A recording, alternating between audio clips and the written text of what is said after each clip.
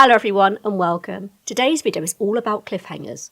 Also, I've just found this out in my research. Did you know the origin of the word cliffhanger comes from Thomas Hardy's serialised novel, A Pair of Blue Eyes? In the novel, the protagonist, Henry Knight, rescues a lady from a cliff edge, only to find himself trading places and holding onto a cliff for dear life. Will he be rescued in time, or will he plunge to untimely death? Buy the next novel to find out. So that's where the storytelling technique of the cliffhanger originated. In its time, it was a revolutionary way to get readers to buy more books. Aside from the obvious though, what is the purpose of a cliffhanger and how can you use them in your game? Yes, there is more than one, if you hadn't already gleaned that from the title. The purpose of a cliffhanger, regardless of the type, is to hook readers or players by keeping them engaged and eager for more. By leaving a narrative or story unresolved, the urge to seek answers only builds, which creates suspense and adds an emotional investment. So let's begin with the first out of 10, danger. Arguably the most obvious and common type of cliffhanger, it plunges a character into immediate peril. The character could be dangling from a literal cliff, for example.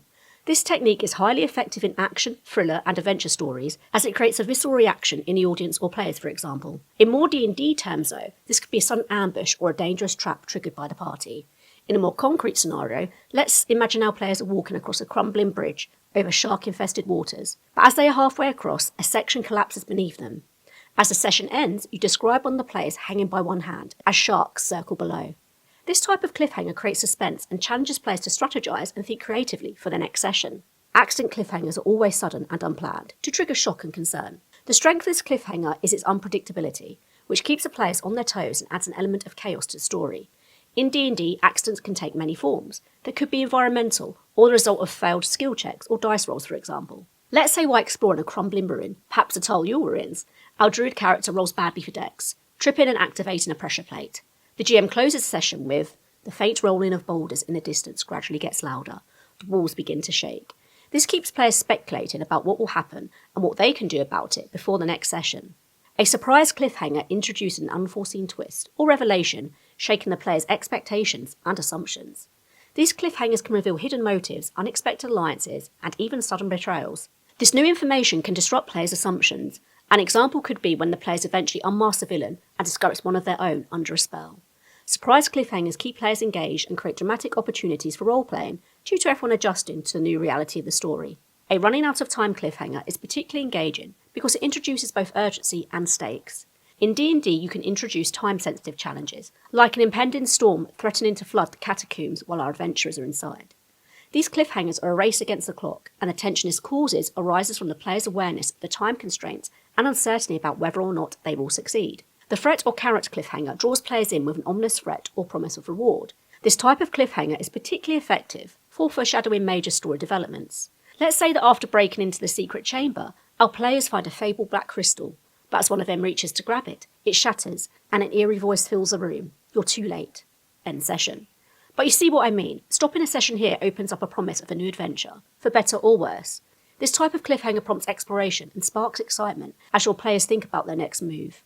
The lost and found cliffhanger involves things like a disappearance or discovery of something, or someone, typically of huge significance. The party may have had a relationship, for example, with a beloved NPC who has gone missing and they need to find them.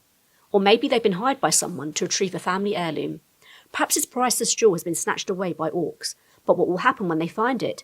Will they be rewarded, or are other factors at play?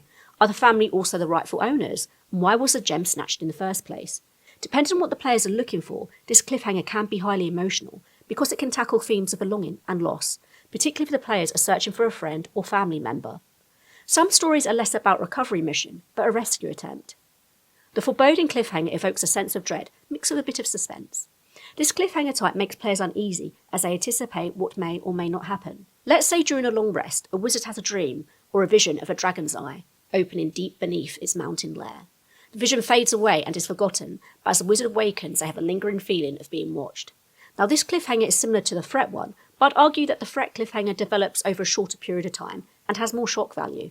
The foreboding cliffhanger has a bit more foreshadowing and, in my opinion, is better suited to more sinister, slow burn adventures. It also works well when players make pacts or bargains with otherworldly entities, as who knows when that debt will be called in. The hope or hopelessness cliffhanger swings between moments of joy or optimism and despair. With hopelessness, think of broken promises, becoming trapped, or feeling rejected. Optimism, on the other hand, may arise from being saved, or a complex case that's solved.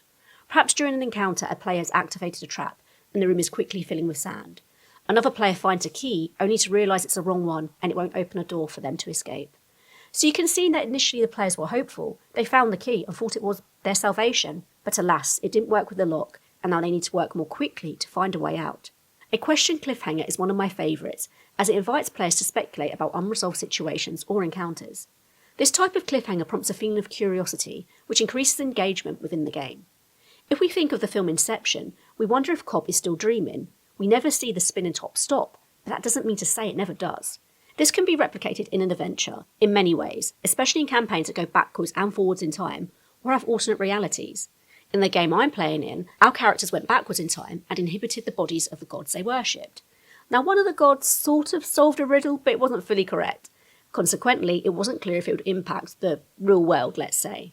Next session, we found out it did. The uncertainty cliffhanger deliberately leaves the story open to further possibilities. In Dungeons & Dragons, this can be a combat situation that's gone awry, or has an ambiguous ending. Perhaps a main antagonist flees, or better still, vanishes, and the party wonders when they will return. Or perhaps an NPC has been caught stealing from our players, and they aren't sure how the NPC will respond when confronted. So that's our 10 cliffhangers, but why do they work so well and keep players wanting more? This is due to the Ovsiankina effect, I hope I pronounced that right, which describes the innate human urge to finish tasks. So that's a very shallow explanation of why psychologically we are compelled to close that game in loop. But like all of my videos, a word of caution. Don't just chuck cliffhangers here, there and everywhere. They need to be well thought out and planned. Otherwise you'll just end up annoying your players. Cliffhangers lose their impact if they're used too much. Anyway, that's all for today folks, and I'll see you in the next one.